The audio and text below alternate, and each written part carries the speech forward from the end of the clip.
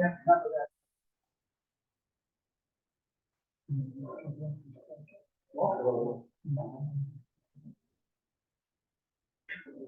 How do I make this thing go down? Oh,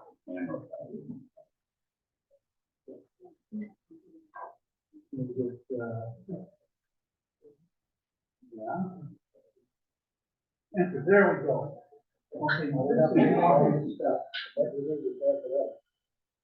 That's all the way down the road. There's something the matter here. We're all the way down to the bottom. I'm sure we tell. we can still do it. So. Okay. You show them there. Okay. Greg, why don't you kick us off? Okay. Something really simple. Everything up there. So every time I brought this in, it's like in the 3D printer.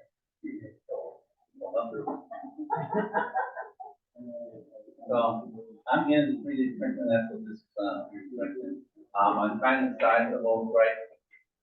3D printing because what you print and draw, there's a little difference there.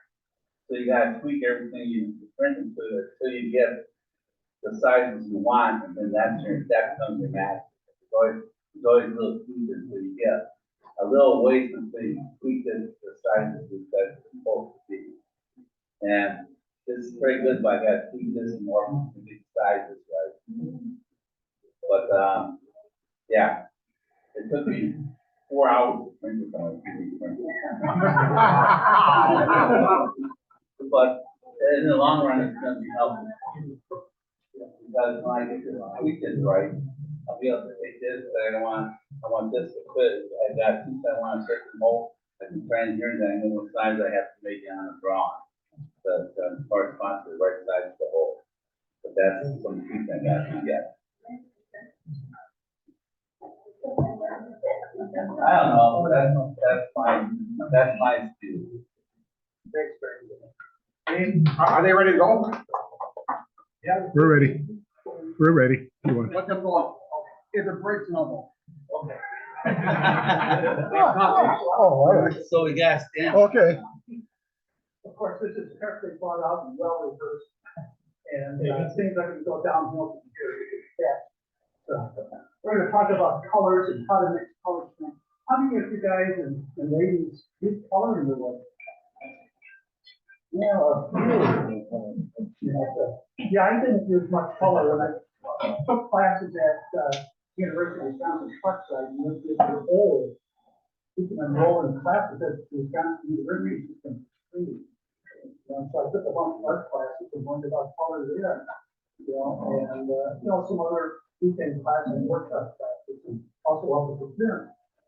And so once you get over this initial stuff, fear of color, it's kind of interesting to play around with. You can do different things.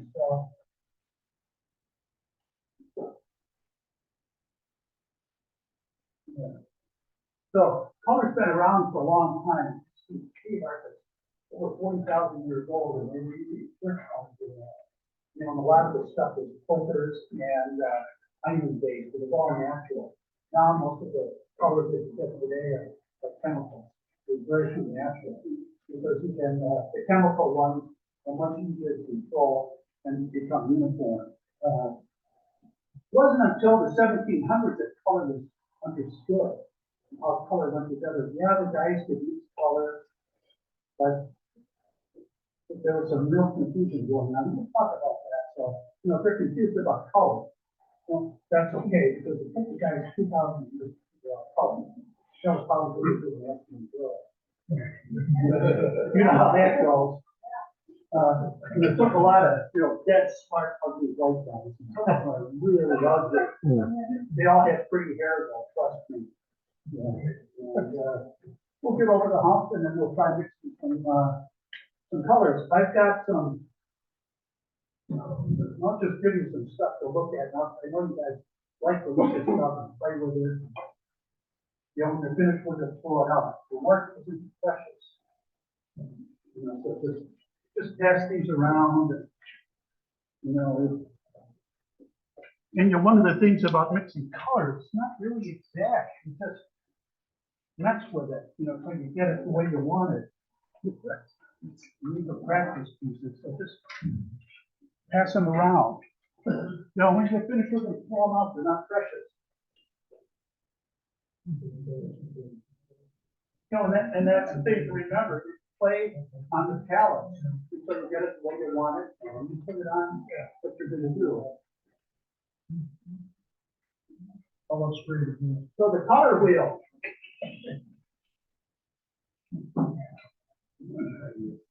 I assume you've all seen this magic color wheel. Yours is bigger than mine. Yeah, that's more. I Well, got, I know it's bigger than yours. oh. You're my straight man. I'm pretty burned tonight. You know, Yeah. So, until somebody explained this to me, you know, one of the more confusing things in the world, you know, other than my daughter, you know, but it just didn't make sense, and there's an awful lot of information out there, probably more than, you know, what most of us need most of the time. Yeah. I'm waiting for somebody to explain it to me. Okay, why don't you explain it? I'll be able to explain it to most people tonight, Jerry. I don't know if I can do that. Yeah, I know I can explain it to Vern, but If I don't have to hit any keys, I'll be all right. yeah, no key. But there's things that turn here, Oh, no. but we're not gonna worry about that. So it's an aid to help you get going, and after I play with color, then we'll just won't need to. But there is a lot of information on here, you know, we'll explain it, and you can refer to it when you need to.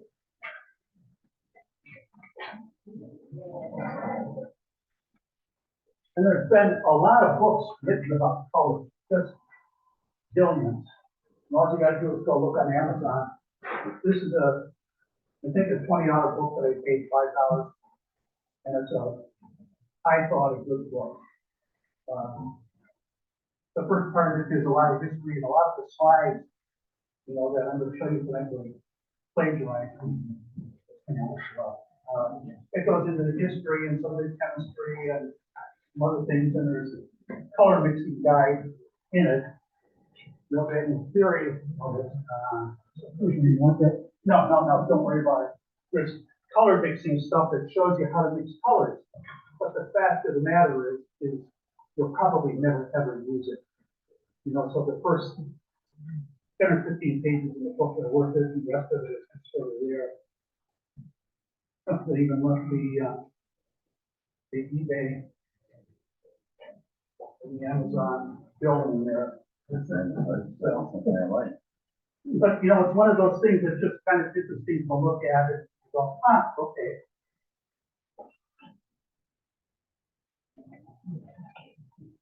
Okay. Everybody know about this guy? Aristotle? Yeah, you heard the name, one of the Greek philosophers. And the philosophers were really great thinkers, but they were also scientists and chemists for what they had, you know, at that time. And as typical of most Greeks, they got it, you know, mostly right, but they had some wrong stuff. You know, and that's, you know, and they got almost everything they came up with was more right than wrong, but there was a lot of wrong in it. And we just got to remember that. You know, so when we look at this, we look at this. Is this your phone here? I'll be like the weatherman. He's got 1, 2, 3, 4, 5 primary colors. You know, he said that he thought that you could mix all the colors, you know, with these 5, and then you mix in a little bit of black, a little bit of white to get everything else. You know, he was mostly right, but well, that's what I said. He was mostly right. There's actually, you have to be careful. See, all of these guys, there's one thing they didn't understand. And we'll get to that in a minute. But you're right, there's 3 subtractive three reflective primary colors. Okay, the next guy.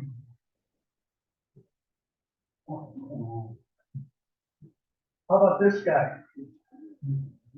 It's close. Leonardo, yeah, he's getting a little closer. He has four primary colors in black and white, and the one he left out was purple. Does he have nice hair? Does he?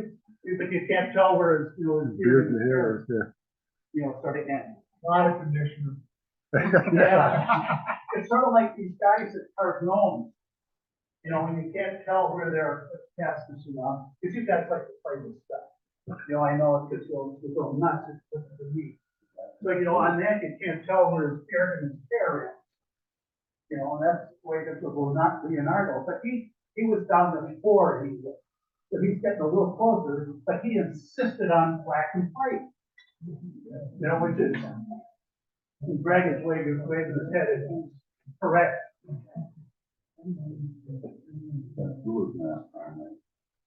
Yeah, well, we'll talk about that.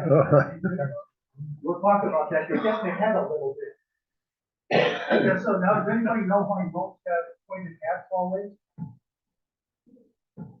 Greg, why do gnomes have pointed hats? I don't think we can. Ah, okay. Don't look at the bottom. So Newton, Just because he said don't do that. yeah, you might be it's kind of, That's Magnus thing. are you a mother? No, then it's okay. Newton was the first guy to approach color scientifically. And, we're all aware of his, prism experiments. And where he realized that if you shine white light, sunlight is the one side of the prism, it breaks apart in the colors of the spectrum. So he was the first guy that put a scientific basis to this. And he's got pretty good hair too. But wait till the next guy that figured it out.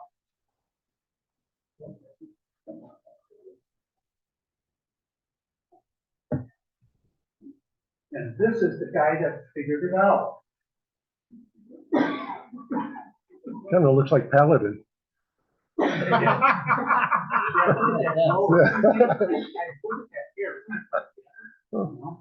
you see, the thing, these guys are so smart because they're pretty good. And that's why, Jerry and I, sort of fumble along. Is he always working? Say that again. The Head and Shoulders commercial, always working? Yes, yeah, they always work. And Greg was talking about, primary colors. And what LeBlanc realized is that there's transmitted colors and reflected colors. So transmitted is like when you look at a stained glass window, that's light that's transmitted, and paintings are reflected. And when you make this separation, you realize that for reflected colors, you have yellow, red, and blue. And you put them all together and you get black. Because they're subtractive, they take stuff away. And if you've got transmitted colors, you get blue and red and green. They're similar. There's 5 colors there. The whole Aristotle was sort of right, but he twisted up a little bit. And it becomes important, when you're painting, when you're working with color, to keep that separate. So we're only going to talk about transmitted, reflected colors tonight, because we're painting. And so this is sort of kind of a table. We have transmitted, reflective, is additive, the colors add, all colors together make white. Subtractive, you take all the color away, it's black, white, black, and this is like a TV or a painting.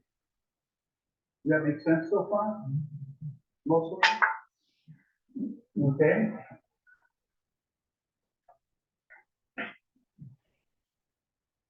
So here we go. So now with reflected colors, the incoming light is very important. Because what happens is the light comes in and it hits whatever you're working with. In this case, it's green. and it absorbs all the colors except green and reflects the green. So that's why it looks green. And black absorbs everything. So nothing is reflected. And white reflects everything. Does that make sense?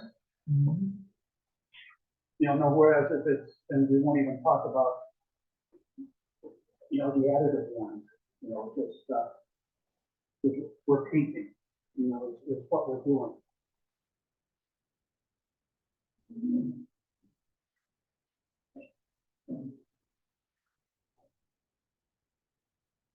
So light sources, and fading, this is kind of interesting.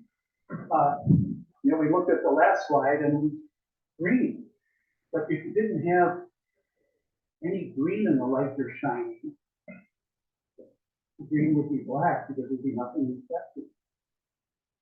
And this gets important, when you're painting and you've got artificial light, incandescent bulbs are about 2,700 Kelvin. Light color is related to the temperature of the body. It started out, and they would heat metal and let it glow and look at the color. And they would measure the temperature. And decided that 2,700 Kelvin, that's incandescent and it's yellow and it's a warm color. Sunlight, or these LEDs are closer to 5,000 Kelvin, so they're a lot bluer. And so if you paint something under incandescent light, you've got a lot more yellow in the light, and so it's going to look yellower. When you move that into the, this light, it's going to be more blue. Or if you move it out into the sunlight. And so when you're using color, you've got to be careful of, what your ambient lighting is like, where you're working, and where it's going to be displayed. Because there could be, depending on how you do it, what color combinations you use, there could be substantial differences. And it might look really good down here and kind of like, over here. It does, and you can see that in, in people's work. Here's a little graph that shows candlelight down here. That's always, the romantic, and, the red and the yellow. The way up here is the sunlight and the moon. It's almost 10,000 Kelvin. So quite a difference. Fading. You've all been into a doctor's office or somebody's place like that, and they have prints on the wall or travel posters, and they all look kind of blue. You notice that? Well, what happens is the prints reflect the high energy light, the blue light, but they absorb the low energy red and yellow. And so the red and yellow fades the red and yellow, and you end up with the blue. But if that's something that's really important, or if you're looking at a museum, they put special UV absorbing glass over everything. And even over oil paints, which is, very, very color fast. But they still put it on there to protect them. So it's just something to remember. And there's also a little funny here that we'll get into also. The artists call colors, this they call the reds warm and the blues cool. But it's clearly the other way around. If you look at the air conditioner control on your car, the yellow is always, the blue is always for the air conditioning. And the red is for the heat. The artists have it backwards. And that's just the way it is. It's sort of like our yoga teacher said that right and left mean different things to different people on different days of the week. So obviously, color is the same way.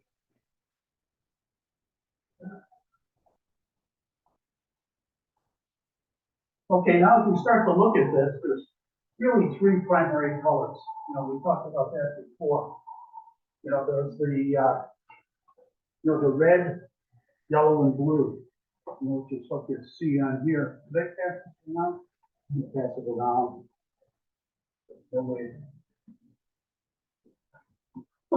And if you mix, and those are the primary colors. And if you mix red and yellow, you get orange. And that's a secondary color. And if you do yellow and blue, you get green. Then here you get the purple. These are all the colors, that the old guys talked about. Just, it was so close, they just didn't get over the hump.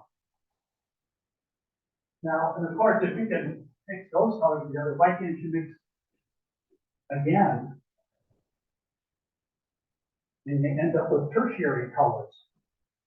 So you mix the red and the orange, and you get red orange. And of course, carried to the limit, you can just, make a rainbow all the way around. But those colors, if you look on the color wheel, show up on the color wheel. So that's, and they're labeled on here also. A lot of information on there. Some of it you need to know. Is there any questions so far? I haven't confused you to death yet.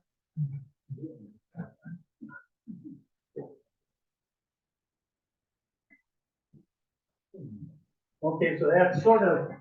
Next one, Say that again. Mr. Slide. I think there's one, is there one about that? Oh, yeah. Yeah, that one. Warm versus cool. Okay, we talked about this a little bit before. They talk about warm colors and cool colors.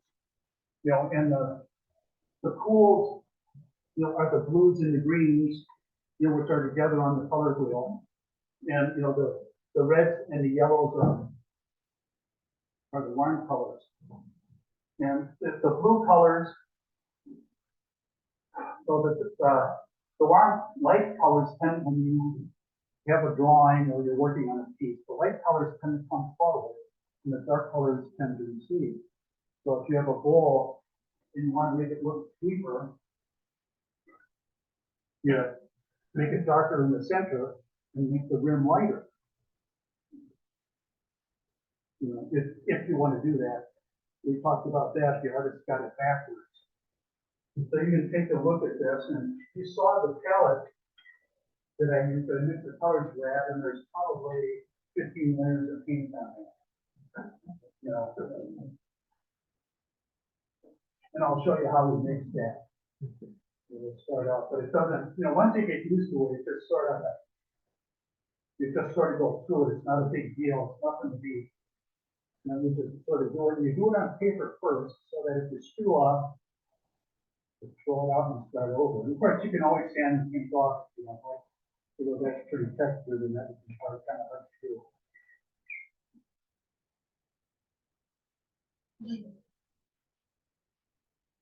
Okay, the color wheel.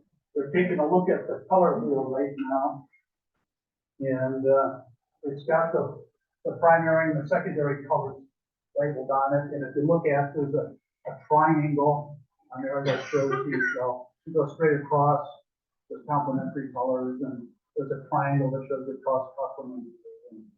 So there's probably, you need to look at it once and say, okay, and then move on. And part of all of this is there's too much information on it. It's like with all those old deck guys. I didn't give you dates, because dates aren't important. It was important is the step that they went through. And if they were confused about it, how should it be? Wow.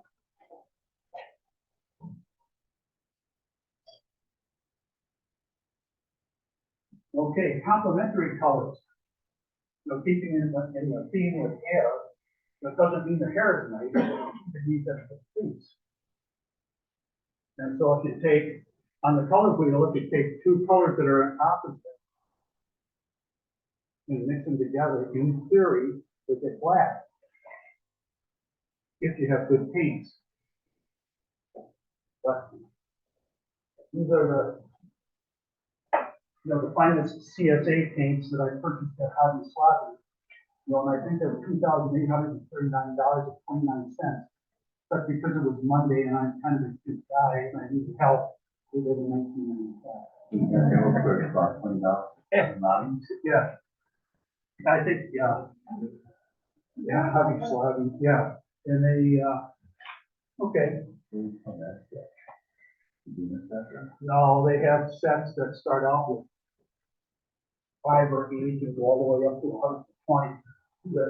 The fact of the matter is, in theory, you can mix everything in 3 colors. And we talked about that, the primary colors, and you can work through and go with white and black.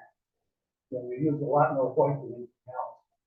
But when you mix them together, they tend to get brown rather than black. So it gets kind of a muddy brown. And so, More consistent that way. more consistent that way too. What Where do you mean? you're mixing colors, but and one time you starting to just a little more. Oh. You have a hard time matching that next time. Yeah, but you're right, but you see on the up end, you're right. And the other thing is you're looking at the ball. There that's passing around, and the colors on it are arbitrary. I picked them. It's not like I'm painting the sky or painting a red rose, if you know what it looks like. You know, where you have to be very careful how you look stuff. You know, it doesn't make any difference, you know, go off a little bit. And when you look at the palettes, you can see that I started out in one corner and just mixed a little bit more just to get some differentiation. And the exact color wasn't important. Some other things that you're painting faces. You know, and if you'd like, if there's time, you can mix skin tones. You know, and that's a real, yeah, you can do that. Let's see what I mean. Yeah, so now when you want it, if a paint color is too bright, you can mix the complement in, but not the back of it. You'll make it less bright. Well, you can have a little bit of that. And also every now and then, you know, you've got a piece of wood that's a little bit too green. And you want to make it browner, put in a little bit of red on the stain. And the red will make it, get rid of some of the green, off the real green, it doesn't take work. But there's all sorts of things you can do by going across the color. And so the split complementaries are, instead when you go straight across, always the secondary colors on each side. You know, so you can get black by mixing red and green. But green is made up of yellow and blue. So you can make black by mixing, you know, red, yellow, and blue. And you can go around the color wheel and do that. You know? But you tend to end up with muddy brown rather than black. You know, and they get off, yeah, question? How do you get neon colors? They seem to be a whole other category. Well, you buy those. Yeah. And they sell 100, you know, 200 billion. I mean, I got these at Hobby Lobby and they were, I think they were $20. You can get neon colors by putting different backgrounds. Say that again? You can get neon colors by doing different backgrounds. Yeah, and we'll talk about that too a little bit later on. But, you want good paints, go good. Yeah. You know, Flick knows what they're talking about.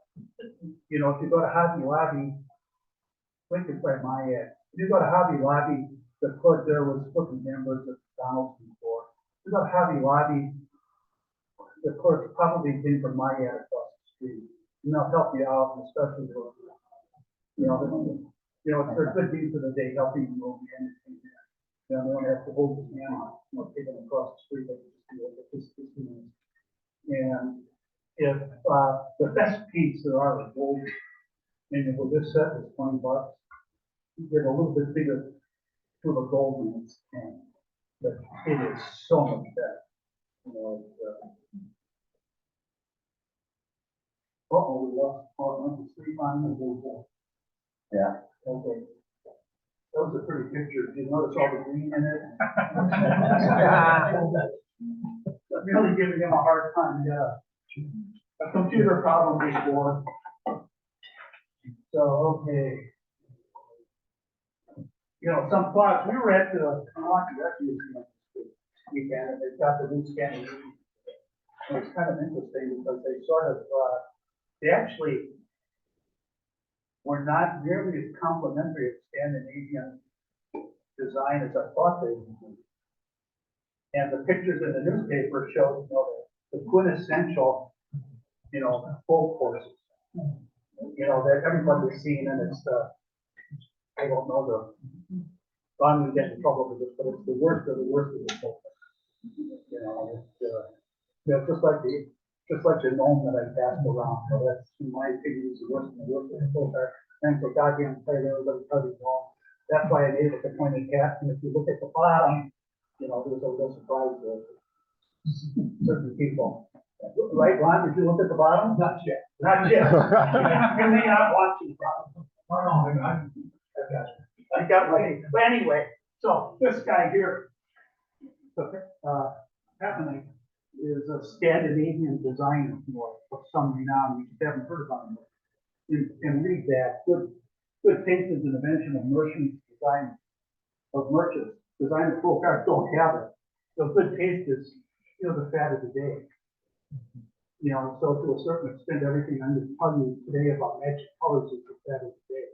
So don't, take it with a big grain of salt. Read this one. This is an interesting thing by Picasso. And of course, everybody thinks that Picasso is making all this weird stuff, the girls with 3 eyes and 2 noses, the upside down mouth. But he was actually an incredibly skilled artist. And he just got bored with conventional art. So he did the weird stuff. And you start kind of saying there, when you step outside the lines, it's pretty hard to do. When you have problems, and when the next guy does it, it's much easier. And so it's sort of, and he's talking about design versus technique. He's talking more about design, which is technique, which is supposed to be perfect. Yeah. And so, we sort of need to remember that, there's technique and there's design, and you keep them separate, at least when you're learning. And, not be too concerned that the first piece is really going in the trash. And maybe more than that for some of us. I took a class from, do you know who Jacques Esrey is? Just Google him when you get home. But he's a well-known turner that does shapes, forms, C-forms, and carves these or covers them. And I took a class from him last fall down in Airmont. I got some ideas for making that bowl. And he beats very well. Up to 30 or 40 foot feet on. And when we got finished on Friday, he took everything in front. You're learning, your work is not precious. It's never precious. You're creative. Try it and it doesn't work. It's just a bit of time. And Picasso was kind of saying the same thing that, it's just something that we always need to think about, to realize, so take a risk. So, okay, when you're starting out painting, keep it simple. Try colors on a scratch piece of wood. You can take wood, or you use them on a white palette. It's helpful when you're painting a piece to keep the color of the background black. And India ink works really well for that. It's just dirt cheap, and it's thin. It doesn't build up anything. So it doesn't fill any of the burn marks. The dish is burned. It doesn't build up in the bottom of the glue. It gives you an even background surface, because if the surface changes color, your paint is going to change color. And I know you're going to say, well, I'm using opaque paints. Yeah, but it makes a difference. And when you're starting out, you're more likely to be successful if you stay, in the third to half of the color group. I know that's always not true. And if you look at my shirt, it goes all the way around the color group. Some of you people will like it, and others are just happy going full. And I think also if you mix all the colors together, you end up with a light shade. If you just go around the color wheel, if you put everything together, you end up with black or gray, but since there's a lot of white in it, I think it'll be gray. Yeah, and so experiment with warm and cool versions of color. When you buy a set like this, if you look at it, this scarlet is the basic color. Okay? And here's a red that's got a little bit of blue in it. You know, so it's a cooler red. And here's a red with a little bit of yellow in it. And they do that with all the primary colors. The blue and green are the blue and the yellow are the same way. You know, so there's, you know, warmer and cooler versions of all the colors. You know, which is one of those confusing things, you know, so that's why you went from 3 colors to 9 right away. And then, oh yeah, don't forget about the white and the black, use 11.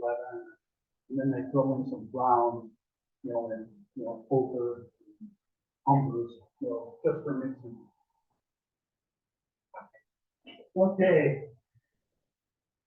Yeah, and don't worry about it. If it doesn't work out, you know, you can paint it with fine. Oh, that will burn more. Yeah.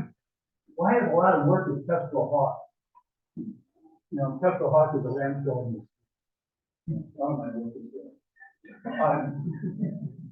Combinations that could be colored, or it could be problematic. You know, if you're using 2 primary colors, they all but catch your attention. Yeah. Who likes the McDonald's sign or the red and yellow? Yeah. Or the IKEA sign, you know, that's yellow and blue. You know, it really catches your attention, but it's just ugly. You know, it's, or if you were talking about neon colors, or if you have complementary colors in equal areas, your eye won't know where to focus. And so it moves back to your eye, the image flickers, you know, on you, you know, and it can be very annoying. You know, and, you know, I said kind of stick to, you know, a third of the color wheel, but, you know, here, yeah, Lenore Connie, she's also at, you know, down at the Art Museum this week, and she went through the whole color wheel, and that looks really good. So when she did that, she was 60. You know, so she had been doing it for a long time. And I think she did that 30 years ago. And that old girl is still around. You know, so she's pretty skilled in them. You know, George O'Keeffe was another one that was great with colors. Or another local woman is, I can't think of her name. Joanna Palmer. She does everything with colored pencil. Beautiful work. Yeah. She's about 90 now. Okay, so we're getting close. Any more questions before we move on to mixing? That's where at benches where I do painting and carving and woodworking. You know, a lot of you old guys will recognize that it's probably the drawing bench that came out of one of the middle schools or high schools. I got it at the estate sale for $50. And it works really well for this. You can stand up and sit on his stool. You know, it's whatever works for you.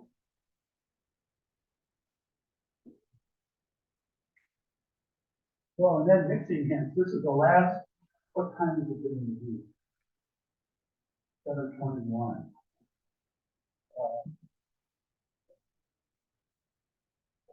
Okay, so mixing hints. The colors, the pigments in the tube are all designed to be mixed. You rarely use them, you know, straight out of the tube. You know, the only time would be is if you want, you know, accent color. You know, lots of times if you really want to make something pop, if you want to make a green bush pop, you put a red berry on it. And red is a complement of green. You know, but that's, the red probably come out of it too, but that's just about the only time you would do something like that. This is very important when mixing a light and a dark. Always start with the light and add a little bit of dark. You know, moving, and, you know, blue overpowers everything. And red is a close second, and yellow is easily overpowered by anything. When I mix the paints, I'll take a big blob of yellow and just the tiniest piece of blue, and it'll make green. You wonder, how the hell did that happen? You know, so if you start out with, you know, a blob of green, you use, or a blob of blue, you use the whole damn tube of yellow. exactly where you want to be. You know, so yeah, mix them always on a white palette, you know, so they can get a nice, true idea of what the color is. If you mix it on a red or gray, well, gray is okay, but not brown, you know, you get a smooth version of it.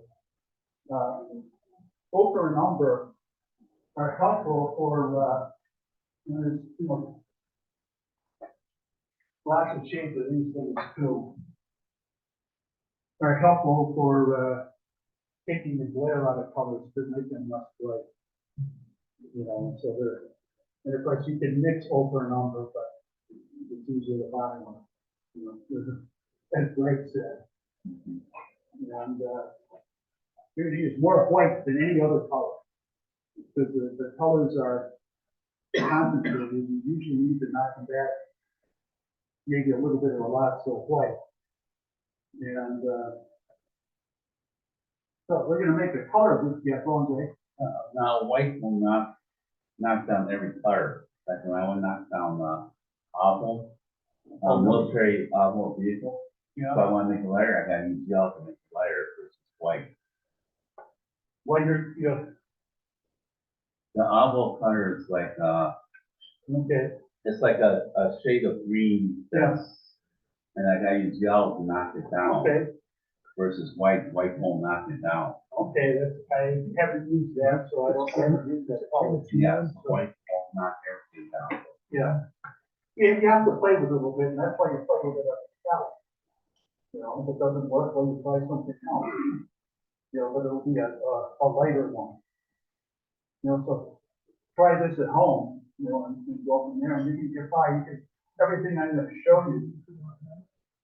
Well, we could take a break in about 2 minutes, does that make sense? Yeah, I mean, this would be a convenient spot, because then after this, I'll show you how to make your own color wheel. And after you do it the first time will be painful, you know, you'll get the sweaty palms, and you'll be shaking and everything else. It'll take you an hour, hour and a half. The second time you say, what the hell? And the third time will take you 5 minutes. You know, and we'll show you how to, you know, lighten up colors. You know, so it just takes practice. Yeah. Earlier you said, big green, you took, added a little bit of blue to the yellow. Yeah. Is there a rule of thumb, if we go on that, so you don't start with the add a little yellow? You always start with the light. The color first. Always. You know, yeah. And when we mix, we'll probably mix red and white together. You know, and we'll shade it to go from all the way red to all the way white.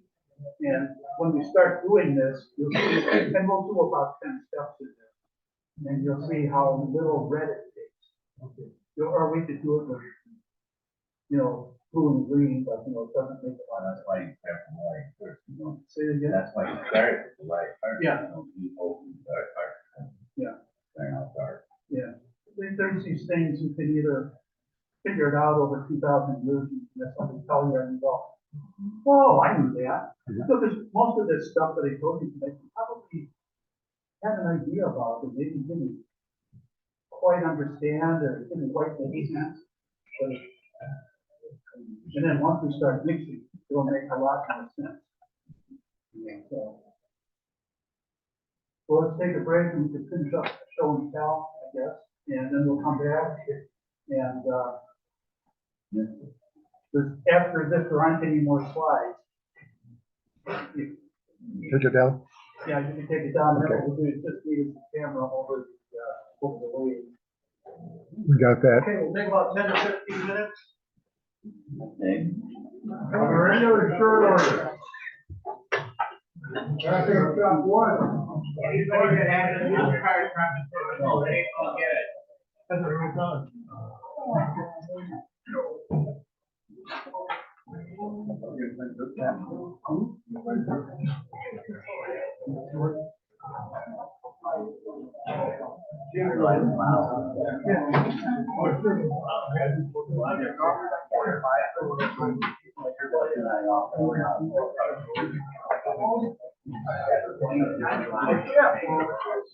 I'm Greg. Why have, is this your right to know?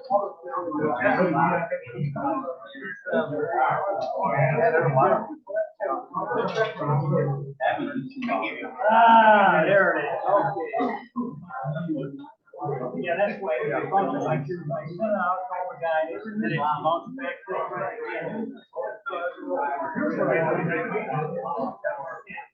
He's talking about.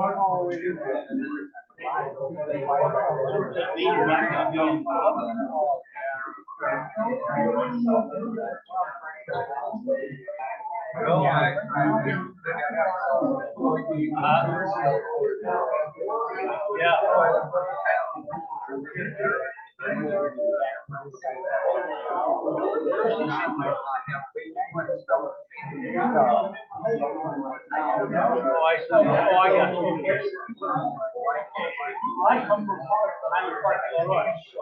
But I didn't want to tell you this. People going on paying money with it always, but it's very helpful. Anyway, that's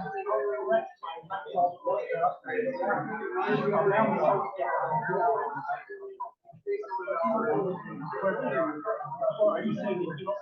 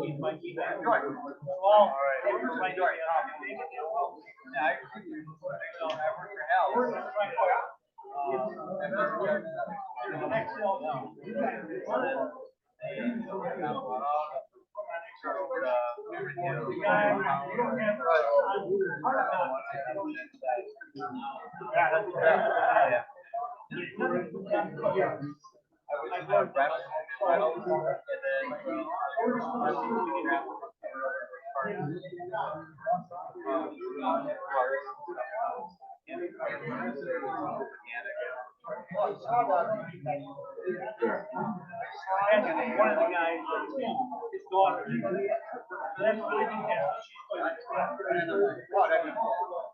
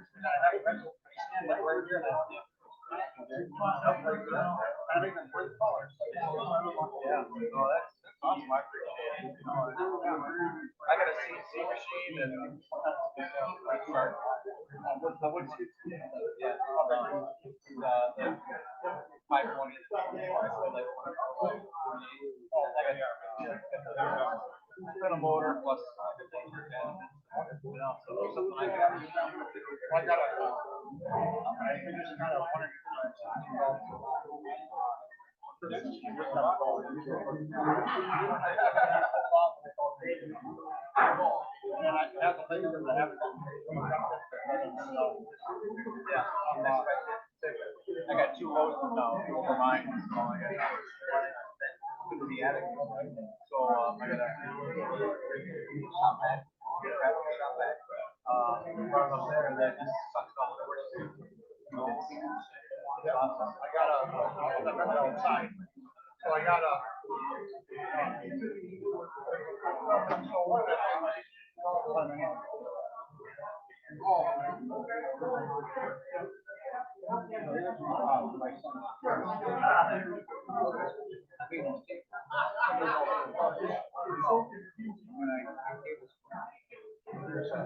Any parts,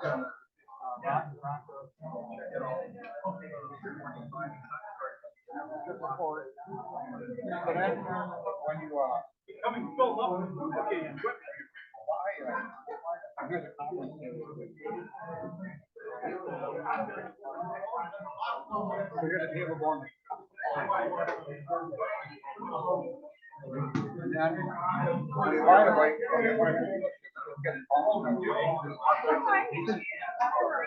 Yeah, I won't do it on that. Just in case.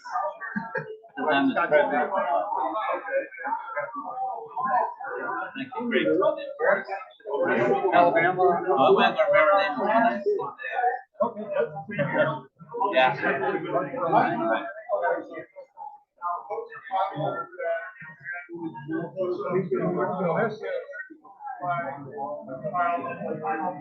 want for this.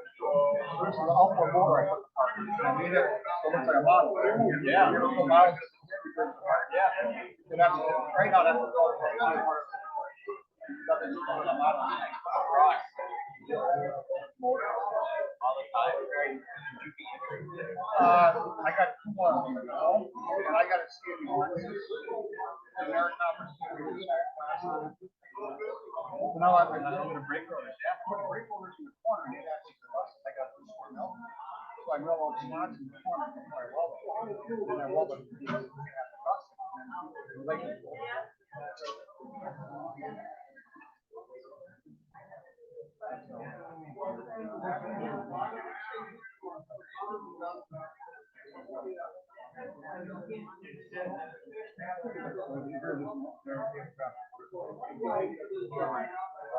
No, I just do 4x4. So that.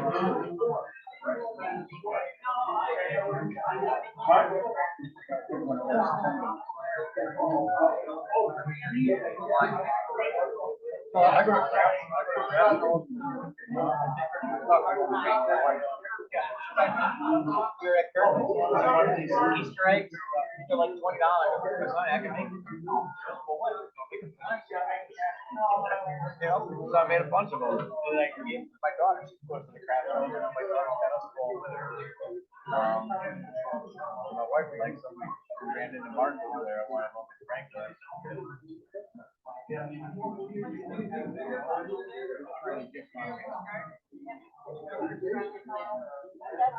But I have a great list. Like it does. So many pictures. I don't want to start coming. Oh, nice.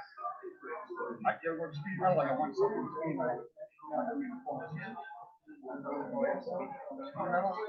not my own. Oh, right around. Right behind, yeah.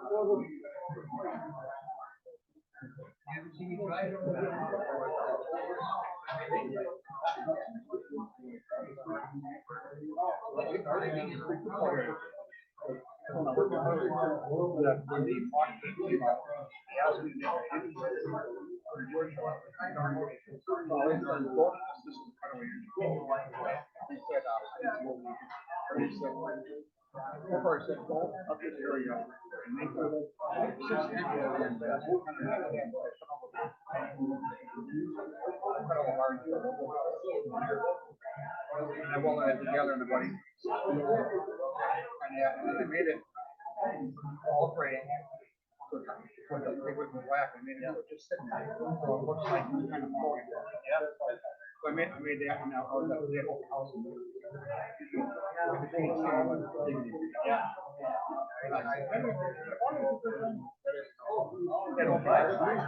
Very cool. So you see the lights on it? Yeah, that's what I was saying. Yeah, let us. It's kind of cool.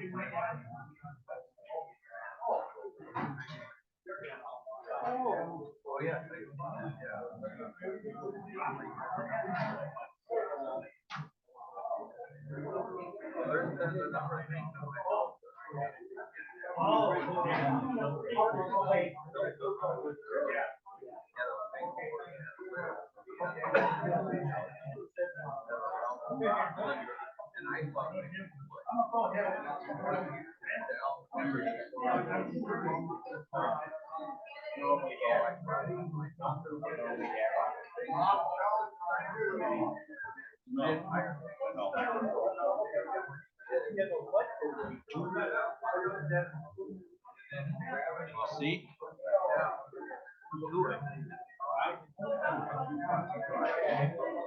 If we could take our seats, please, we'll start the meeting again.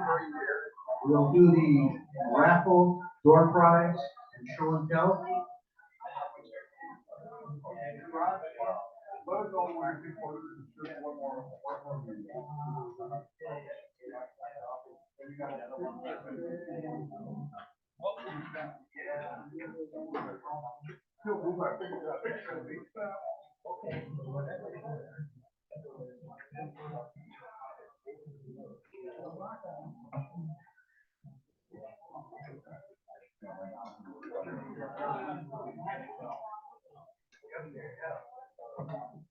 For anyone that might be interested, Jeff is going to hold off one more month on the shirt orders. So if you are interested in getting a shirt, you still have one more month to go.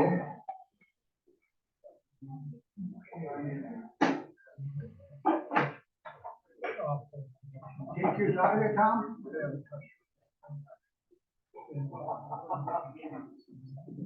Tell you what, we will do the raffle first. That's gonna be your blue tickets. If your number is called, please go over by Tom at the table there, grab your gift. And Jeff, do you want the names? Yeah, let me see if I can keep the paper somewhere. If you people don't write your names down, then I would put in the newsletter that you wanted to say. With your nose, looking up my nose, you just give your mouth a number, get it right second.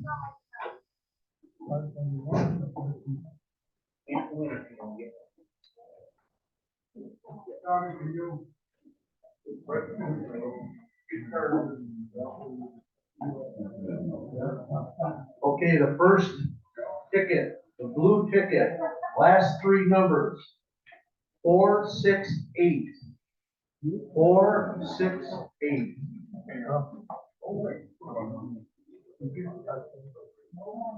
The next one, 470. 470. Oh, see, look. You gotta go down. Turn 'em off.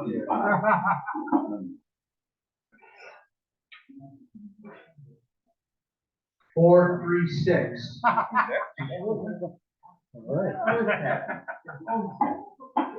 Every month, no phone number off. We don't even have stuff. 506. 506.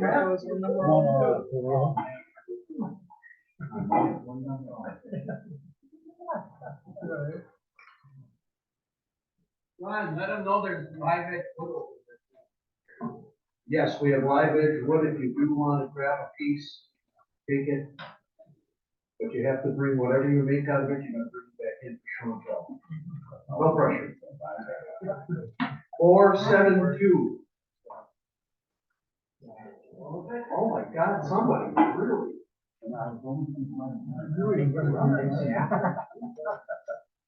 499.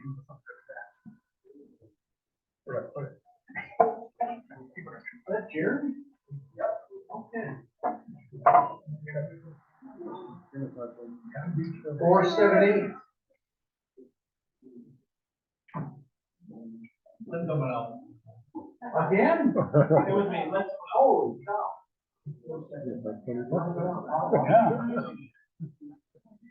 526. Hey, I got one. So it's taking one. Tom, how many gifts we have left? There's quite a few. Is that one up here? There's stuff from Dave, but Dave should have went up there and explained what it is. Tell you what, Dave, what, got a couple minutes, why don't you explain your item there, because it's back on the table. Hi, I'm Dave. I'm a machinist that does woodworking. So, I got 3D printers, so, okay, got CA glues and remote 3D glue. We all got this, most of us use it. And when you use it, what happens? Open, and falls over, right? So I'm gonna put a holder here that kind of stops that, and also has two things, but when your fingers are all full of CA glue, super glue, and you wanna do something, you grab a toothpick and you kind of put it back in there. So that's what's up there, there's 3 or 4 of them up there. Something I just made for fun, and then I made, somebody said you should, I don't know if this is true, you put your open glue bottles in the refrigerator. Yeah. My shop, my fingers just get small, so before I made this, I moved a couple bottles to the refrigerator.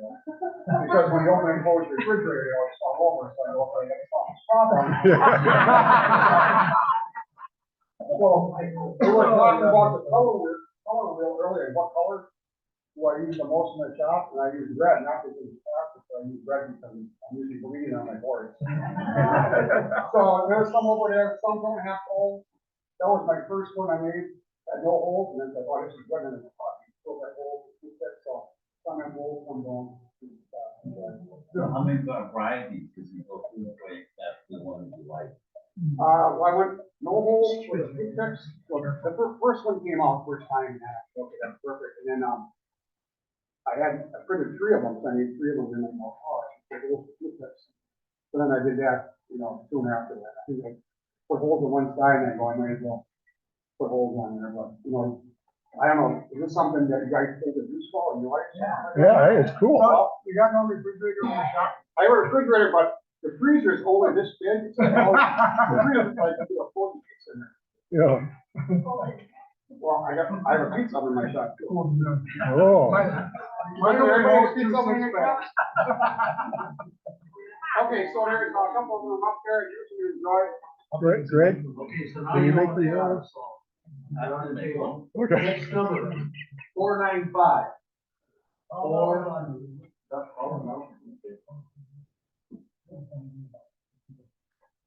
484. Yeah, that's me.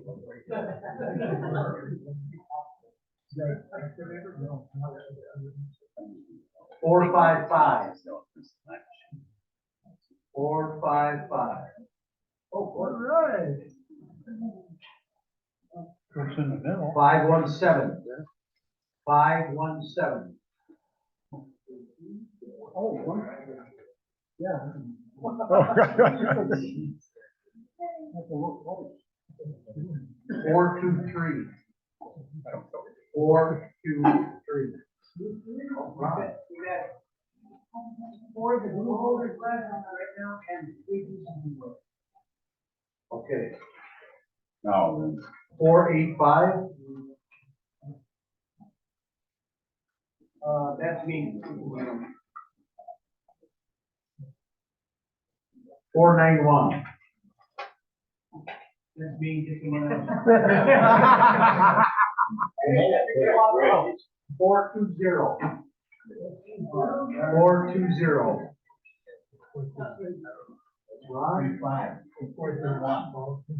Right. 461.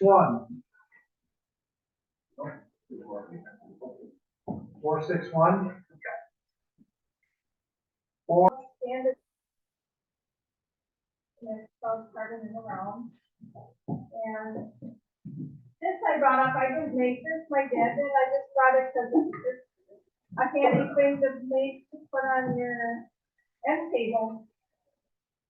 He had them in the living room and he gave us a kids one, and there's pencils, pens, some paper, scissors, you know, for nail files, put anything in there, it's just a handy little handy. Thank you. How old was your birds? You have Oh, I love it. The guy with the red lantern. Oh. Okay. 20 minutes.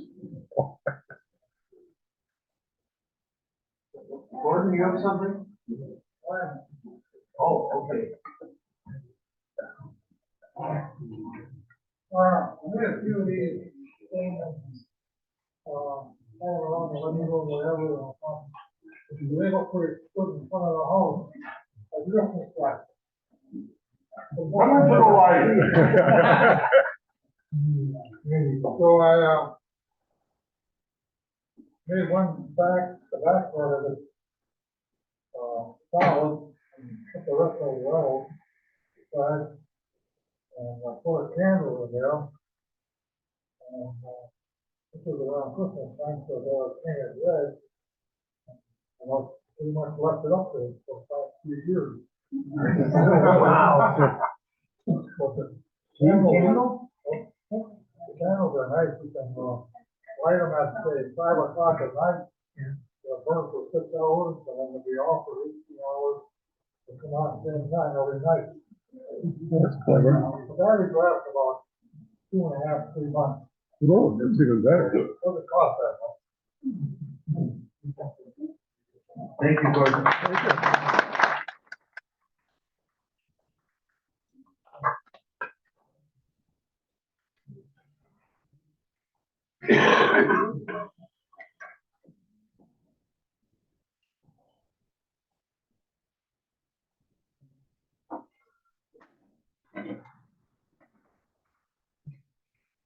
For most of you probably know I classified as deaf. And,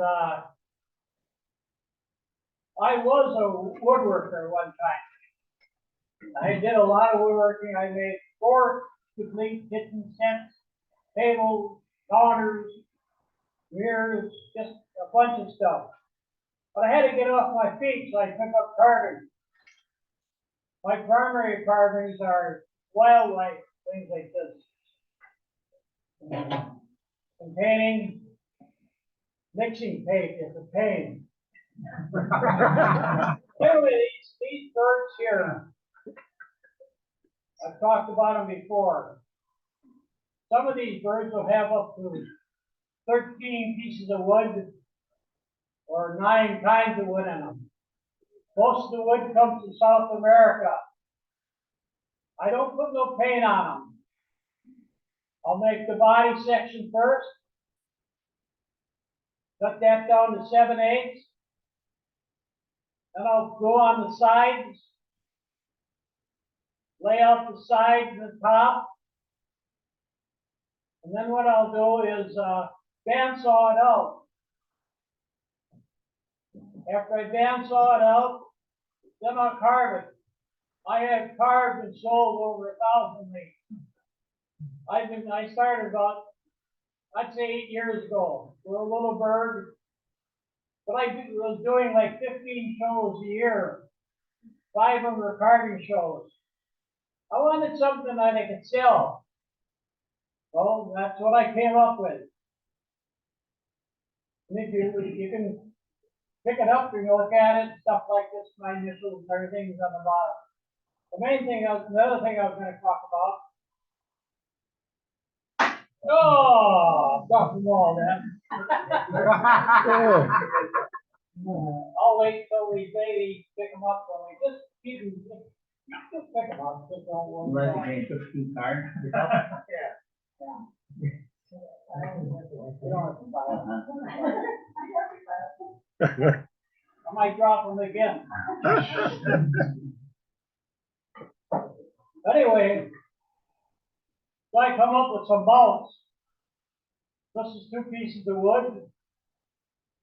I kind of drew like a tree. And I cut out a square, a rectangle piece here, cut out a rectangle piece here, drilled a hole in them, put a dowel in there, pressed them together. Then I carved them out. Drilled a hole in here.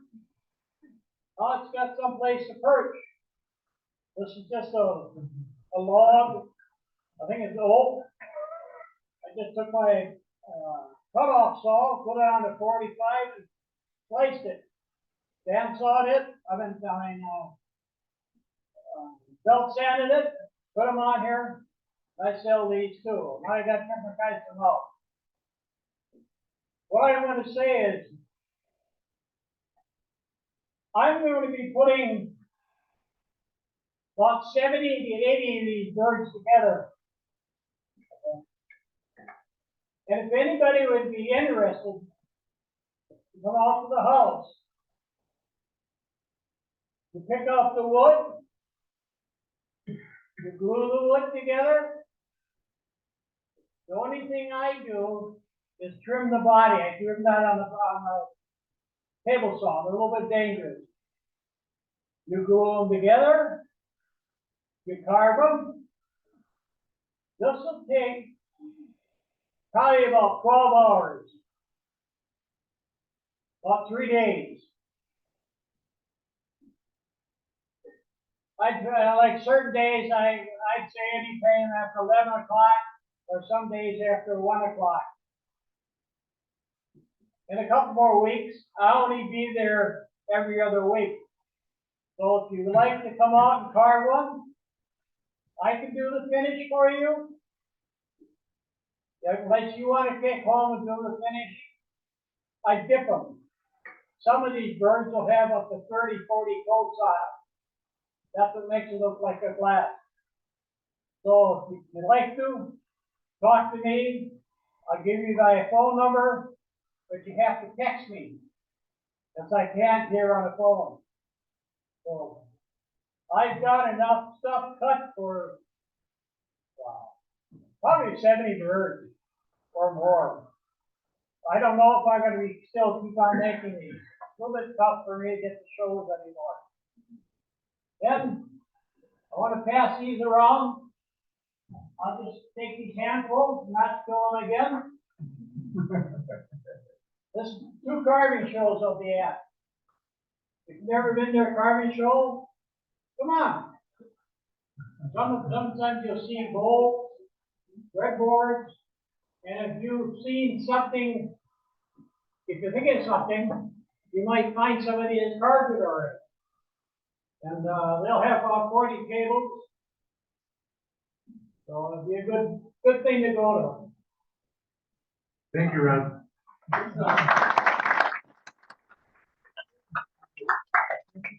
Yeah. Okay. Polyurethane glass gloss.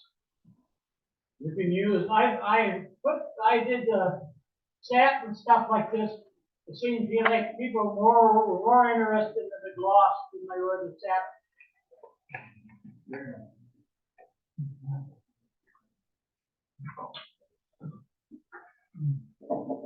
Yeah, pass it around. Well, a month ago, I went to a social with my wife, and saw a lady had a display of what's called barn food. Saw that, and said, I could make that. So I kind of took a visual in my mind, a picture of what she had, and I came home and I laid it all out on cardboard, and I made this flag. And the hard part about the flag was, you get 13 stripes equals width, that's 24 inches. But sometimes when it's doing something 13, 16, you know. That one, we have, did that one. Then I looked at Pinterest, I found this. And like 9 different colors of paint down there. I did a picture myself with Hobby Lobby. Hobby Lobby, yeah. But this guy who was selling these things, he put a color picture of the quilt plus the pattern he used to make it. Which I just a little screen shot, you know, and we did it myself. But these are all laid out in 3 by 3 inch squares. We just paper it all up and paint the squares and you know, hard or nice to see very straightforward. Thank you, Bob.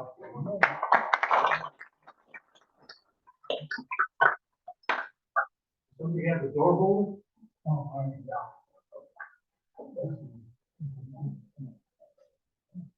Big deal here. I've been in this book for quite a few years, and I think the thing I like the best about it is every time you tell me to learn something. And I think this is very simple. I usually make cookies with a piece of gum, but it's a very important tool for me. On this stand, and what this is, my daughter had a granite countertop made and wanted $300 to deliver it. So I said, well, I can do that. So I made 2 of these. And the bottom is very thin, and if you push on it, it goes together. And so it's very, very stable. If you have a cottage, you're transporting a screen door or anything like that from here, you put it in here, and with the tool, you have 2 of them in any length you want. I bought 10 sheets of plywood at over $100 a piece. And I only use 6 of them at a time, and what do you do with $400 worth of plywood? If you lean it against the wall, it's going to bend. Most of you have small shops or garage or something like that. Some of you have big shops. If you take 2 of these, I don't care if it's in your basement or in a garage or whatever, you put it on here, you don't have to worry about moisture. It's not going to work. It works great for anything. The thing that I really like about it is I have 23 doors to hang. So I had to plane them, I had to put hinges on them, I had to put the doorknobs and stuff on. This is the greatest thing because how do you hold a door and chisel that out or use a router? You put them in here, they stand perfectly straight, you work on it, you can make them any size you want. Ron was a plumber. If you have a service van or something like that, this 4-inch PVC is just brought down here. It's too heavy to keep on storing on top of the truck. You can make these any width you want. If you go vertical, just lay them in there, it's amazing. You don't take up the whole bed of your truck or anything. If you're going up north, you have flat things, you don't have to lay them flat. So I've used this thing many, many times, but with the feet on it, you don't have to worry about moisture or anything else. So It's a piece of junk, it's a really important tool, and I use it a lot. Good reason, Bill. Yeah. So, did anybody- Last time up here, somebody said, well, they weren't sure what I was talking about, so. Okay. Thanks, Gary. Anyone else? Any announcements I might have forgot to make? Someone want to say something?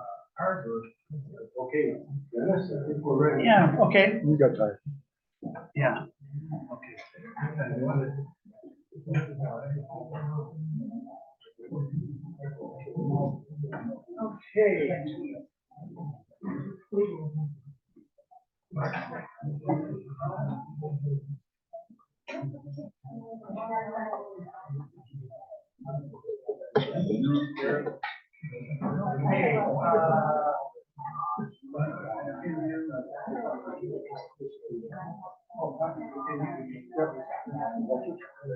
Okay.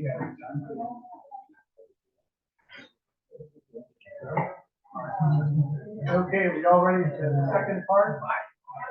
I didn't realize when I was walking forward, you guys couldn't see me. You should have said something, although it could be an advantage that you couldn't see me.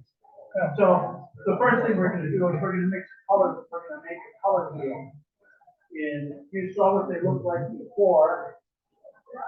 You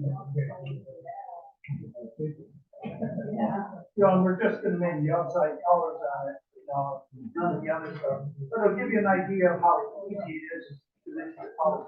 You know, you can sort of play with the stuff and adjust it as you're going. So we'll start out, and here's my palette.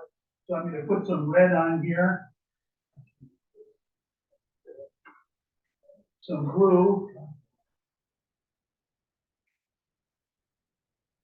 And yellow.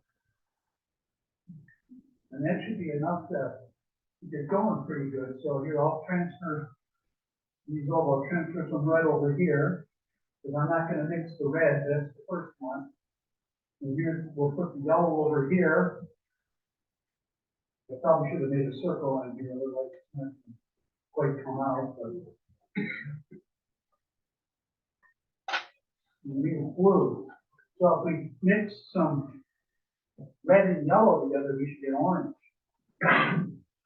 So we're gonna take a fairly good sized bit of yellow and mix in just a little bit of red, and this is where you can see how you see that there's just a little bit on there about a pencil tip size, you know, if even that much. And that's, see how it, that little bit of red overpowered the yellow. That's red, orange. Yeah, but it's not quite, yeah. And of course, you know, since we're just playing around here, you know, we don't like it, you know, we can mix it a little bit. So I will clean my brush.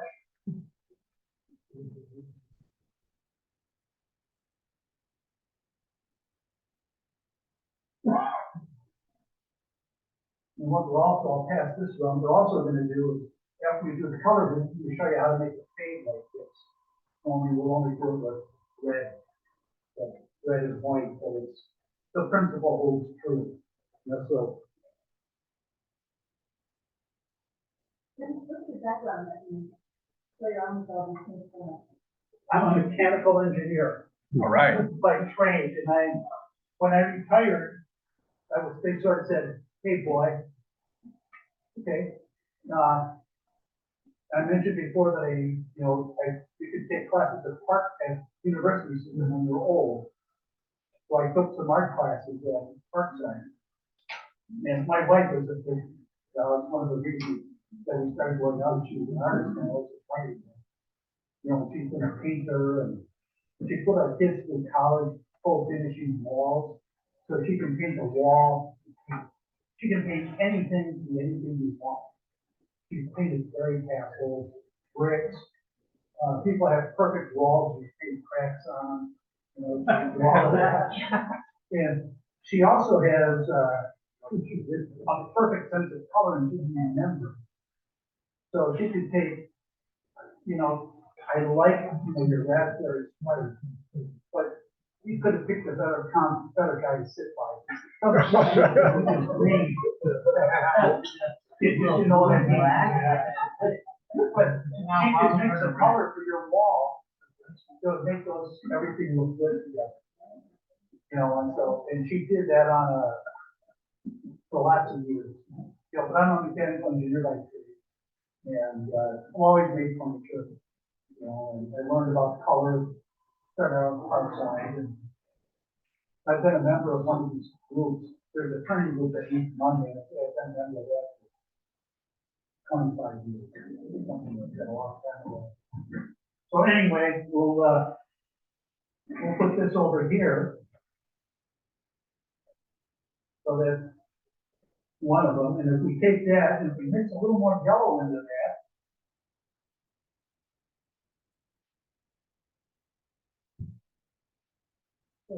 you know, we'll have to clean the brush each time when we're doing this. Okay, does that look like it goes in between somewhere? Does this look like something you guys can handle? No. No. You're right. And you know, people ask me about painting stuff, and you look at paint, and I can't paint pictures with it, Dan. If you ask me to paint a still, I can't do that. You know, just, it comes out wishing like you know. Oh, I got too much red in there this time. That's why you mix it separately. You over here, and you can always go and adjust it a little bit.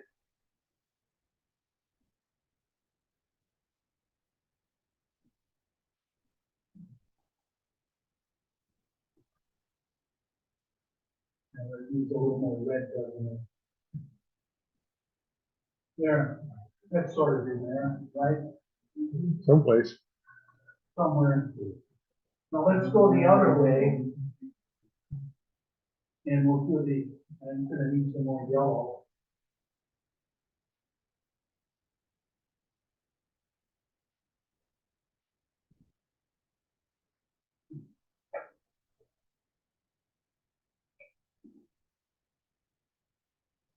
And the yellow is really amazing how easily it's overpowered by the blue.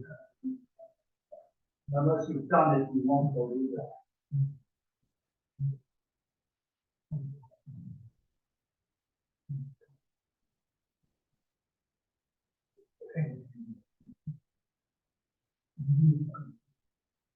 We'll take just the tiniest bit.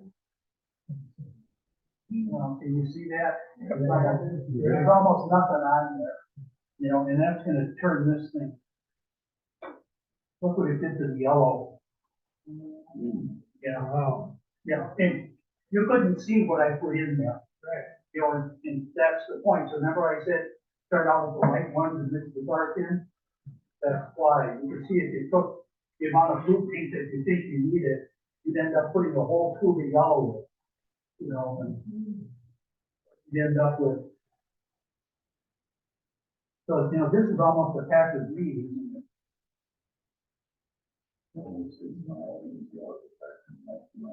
Say that again? It's a shade of green, different shade of green, so Yeah.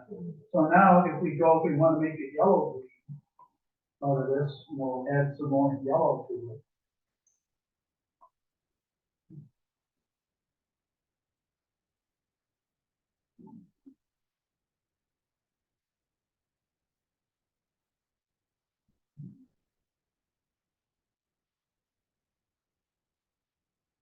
So now if we want the blue green,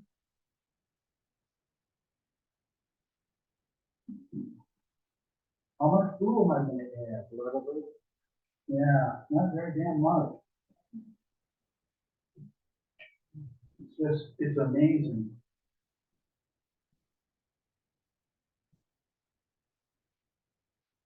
And we need a little more.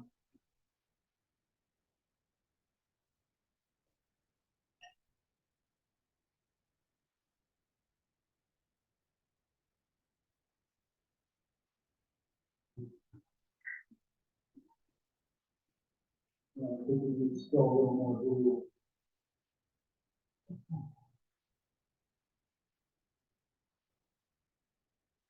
There's no point in going wrong, but you can see that I'm pointing that direction. If I added more, I still need to do. But the point is you can fiddle around with this. If it's not right the first time, you just keep playing, adding a little more. And eventually you'll get it. And since it's on your palette here, you know, it doesn't make any difference. And nobody knows what the palette is like unless you're stupid enough to pass it around. What are you laughing at, Ron? Ever use a wet palette? What? You ever use a wet palette? No. No. And these are acrylic paints, and you thin them with water. And you can thin them a little bit with water soluble. And Dawn works really well, it cleans stuff good. And, you know, you can thin the paints a little bit, but you can't thin them, you can't add more than about 10% water to the paint. You have to get medium. And the medium is the thinner, you know, for the paint. And it'll maintain its body and thickness that way.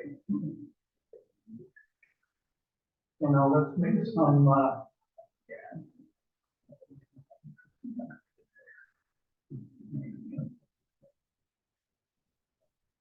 the red and blue are difficult to mix. They tend to end up darker than what you would think. Not getting too much blue.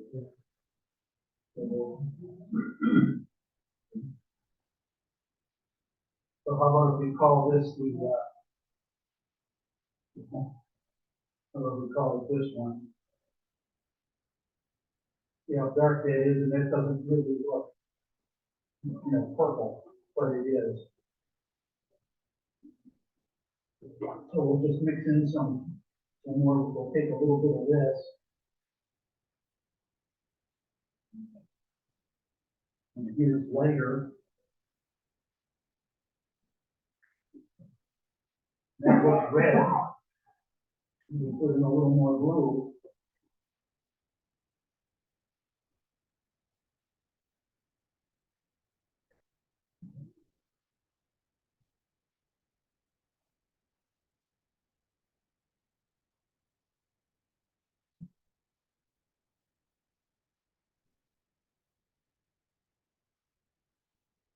So if you look at the color wheel, that's pretty much what I made, and how long did that take? Yeah, now I've done it before, you know, so it's quicker than it will be for you the first time. But that's 3 tubes of paint, and you pretty much covered, you know, nearly everything. And most of the palettes that I passed out only use 3 colors. So now, remember I said that if you mix red and green, you get black. So let's take some of this. I should have mixed more pink, I guess. That's okay. So take some of this. Let's dry away. This is red. Okay. And here's some green. A lot more green.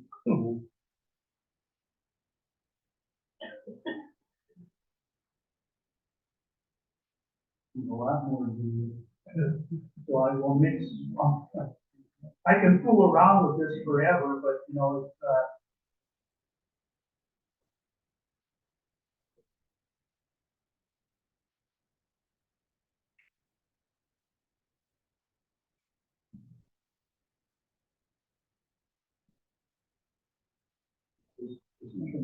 mess. Oh, it's getting dark. Darker, yeah. It's getting dark. Yep, all of these make fun and put them together. And of course, you could just use a little bit of black.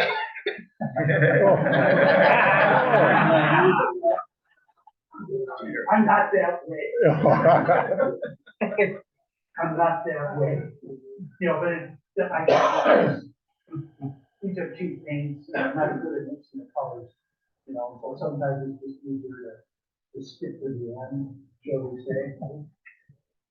At least you figured it out. Yeah. Well, that's something. Didn't take me 2,000 years.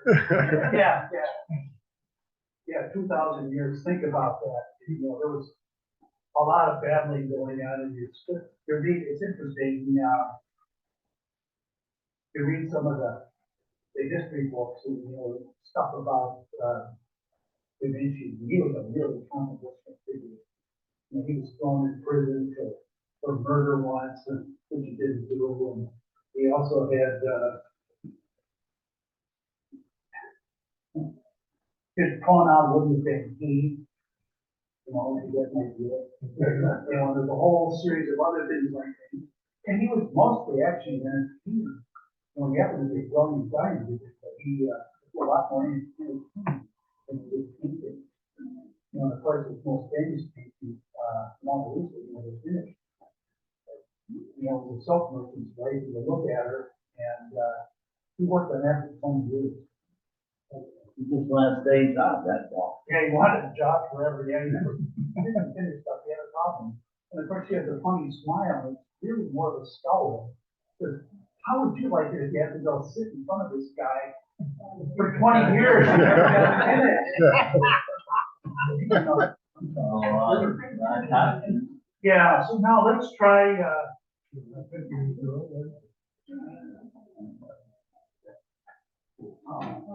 so let's try mixing some red and white, and we'll do the fade. I passed that out to the ninth, yeah, I did. So you've got that, and we'll just do this on here, you know, I said, just do this, you know. Bring it to it anyway.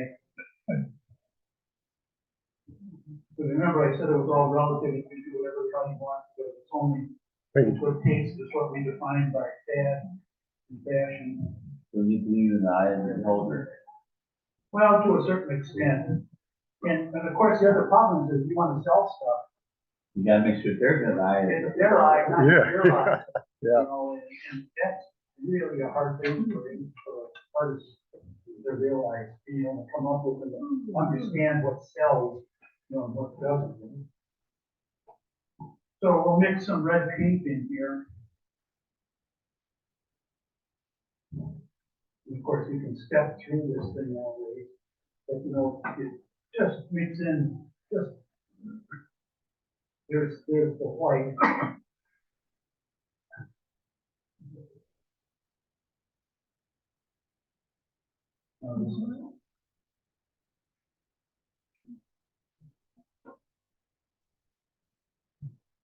You see, that's pretty pale. No, that's actually, I got way too much red. So this is a flesh tone kind of do? The what? Flesh tone kind of do? No, I'm just doing a red, I'll do a flesh tone. So, okay, now your assignment while I'm doing this, look at your hands. Look at your hands. Look at the back color of your hand. What color is it? Flesh. It's purple today. Well, okay, you're getting there, but what else is it? No, I'm serious. Well, there's some of that in there, yeah. What else? Pink, red. Yeah, what else? Yeah. Yeah, what else? Little olive. Yeah, which is, yeah, you're right, so that's all the colors. Yeah, so we'll play around with that, and of course, don't forget, what do you put on your census form? Yeah, I put down white, and then non-Hispanic, I haven't figured out what color non-Hispanic is. I know what color white is, but non-Hispanic, what color is that? You know, white. Yeah, non-white, yeah. You know, so you just keep, you know, mixing. You know, and if you do it right, you can easily come up with, you know, 10 different variations. Yeah.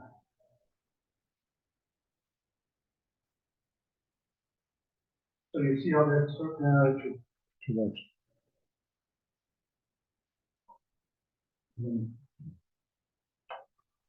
I have a hard time talking and chewing bubble gum at the same time, and I'm trying to figure it out.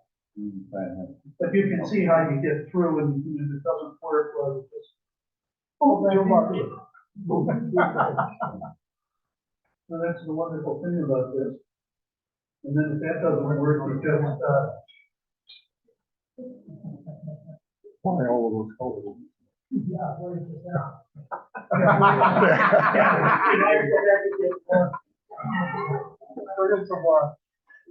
Lots more. Okay, so that's sort of a progression. So that's exactly how they went through and did those foods. You know, it was, and that's pretty much what I did with the bowl, that wherever it is now, right over here. But if you look at it, it started out black, and then there's different shades of red in it. And the red was mixed with yellow. You're like a leech at the bottom too? Yeah, they were burned in, and then to give it just a little punch, I put some red on the very bottom, and also if you look on the edge, that's the red out there. And so when you look at it, you pick it up and you look at the very bottom, and it sort of draws your eyes up to the edge. You know, and that was carved and then burned and then painted.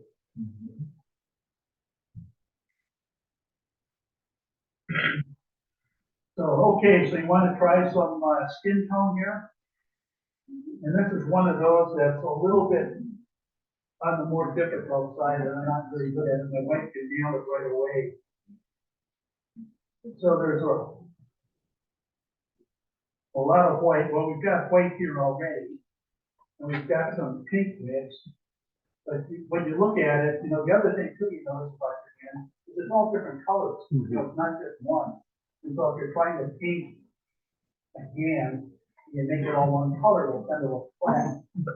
And it's the variation in the color that you use that gives it some depth. Yeah, it's like the shadows and the high points. The shadows and the high points, yeah. So that's another reason why you don't want to use paint right out of the tube. Because if you do, you would pick up this one over here that says flesh. And as one of my art teachers said, but there was a woman that had in the art class that said, boy, you really nailed the flesh tones on there. And she held her finger down there, and that was pretty close. Then the teacher put his finger down and looked at it and said, I don't know. You know, and it was Trent Baylor, you know him, a really nice guy, he's black. You know, so the flesh just simply didn't work. And what actually, Prismacolor, which makes really good colored pencils, used to have a tone called flesh. And I think it's number 726. It's not called pink. So we'll start out with some white. And I probably need a little more white here. So this is blue. Wow. What do they do with the white tea? There's two tubes of white. Remember I said this one hasn't been open. Oh, here it is.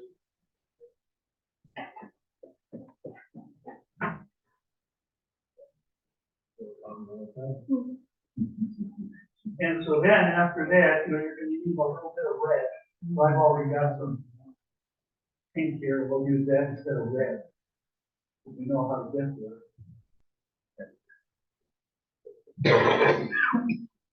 Paint the shape of the face and Say that again?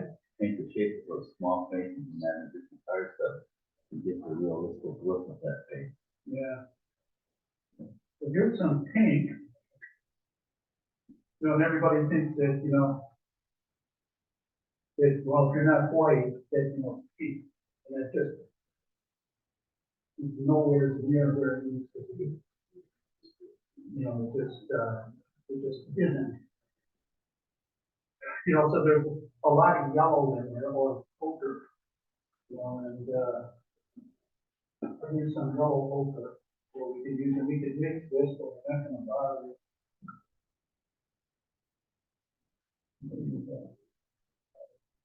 So we'll mix a little bit of that in.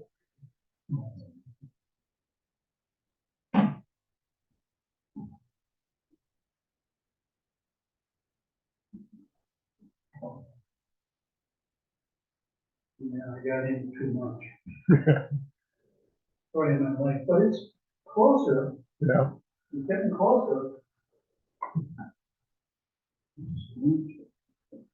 You know, you never would have thought, you know, well, we saw some people yellow, you know, and there's a whole lot of yellow in here.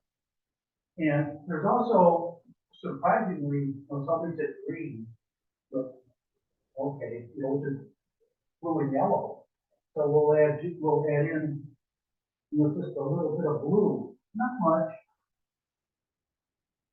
Let's see what that does. You getting any closer?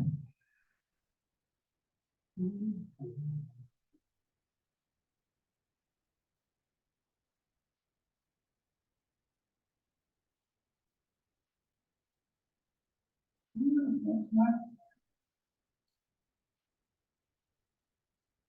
More yellow. Yeah, we can put in a little more yellow. No, it's getting more yellow. Say it again? Look at it, getting more yellow now. Well, the colors start to play with each other also in ways that I don't fully understand. But anyway, you can keep playing with this for, until you get it just right. But then- You're still dealing with fire. You have to come up with that, or you have to come up with Yep, sure. So with all the shadows and everything else, and so what you probably really do is, you know, draw this out, and you know, you can see that on the palette. You know, where I mix colors. You know, I started out with a deep red and, you know, added a little bit of yellow to it with orange and, you know, sort of drew it out. And also, since that bowl was used with a very dry brush, you get paint on the brush, you gotta get rid of it. And so you do that on the palette, and you put on just the finest layer.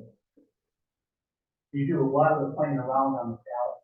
The palettes are, you can use anything. Almost all the art stores sell palette paper. You know, and it's, you know, essentially white wax paper. You know, if you want to use white, if you want to use, you can use a piece of wax paper on white paper, or a styrofoam plate, or something like that.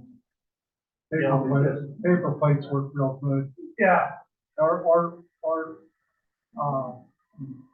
the baking paper? baking paper, yeah. Parchment, there's the way I was thinking. Yeah, all of that stuff works, you know, and I even use stuff, you know, silver duct tape, you know, you can use anything, you know, it just all depends. You know, just stuff I think is, it's a couple of dollars, but it's, you know, it's probably cheaper than, you know, than almost anything else. And if you just look at the wax paper, it's a little easier to mix on the wax stuff if you know, on the regular drawing paper, and then this is just, you know, mixed media paper, you know, all from the place downtown. Yeah, and they're the guys that bought a Utrecht, you know, the Utrecht, so if you saw Utrecht on the color wheel, they're now Blick. You know, that happens, so, and Blick is a great place, they've got a very good website. And you can go on the website and you can order stuff. And if you order more than like $35, there's free shipping, and you'll probably get it in 2 or 3 days. It comes really quick. And they have just, you know, incredible, you know, supply, you know, stuff. So Blick is a real good one. They're local, you can see what they're getting.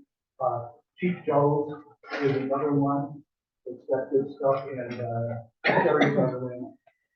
You know, those are the three big ones, and of course, you know, Hobby Swabby and Michael's and Joanne Fabrics, and they all have the acrylic, especially the this is.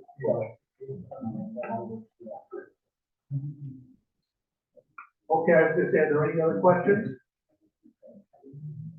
Yeah. What? Any other, okay, if there's no other questions, we can wrap it up.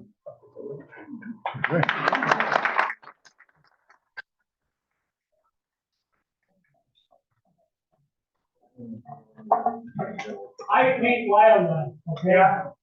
So I might need a bottle cap full, Yeah, you know.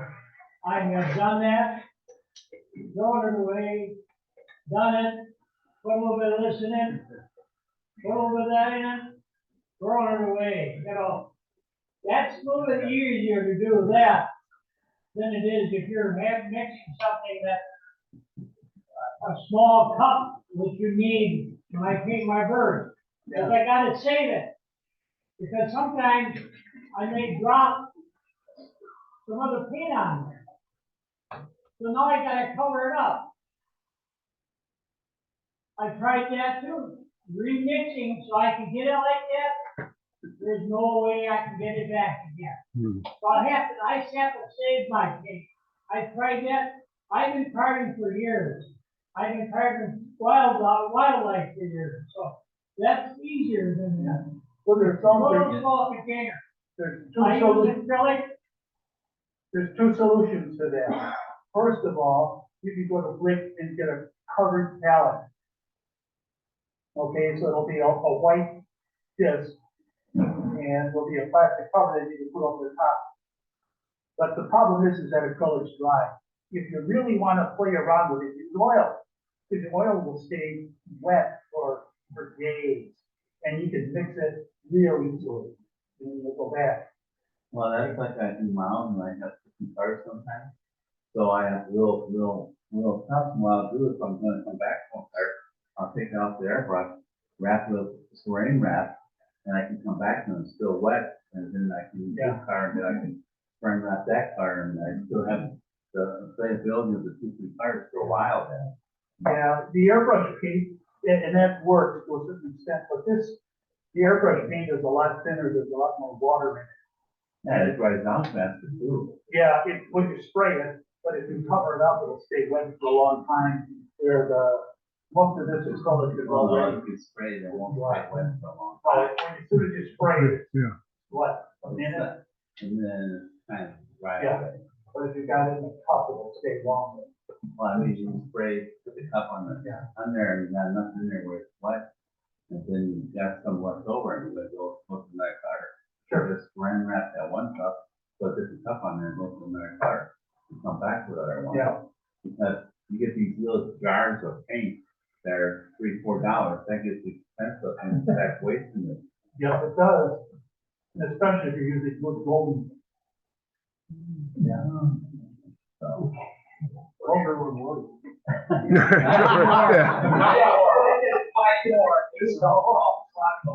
Not anymore, that's not true now. For us.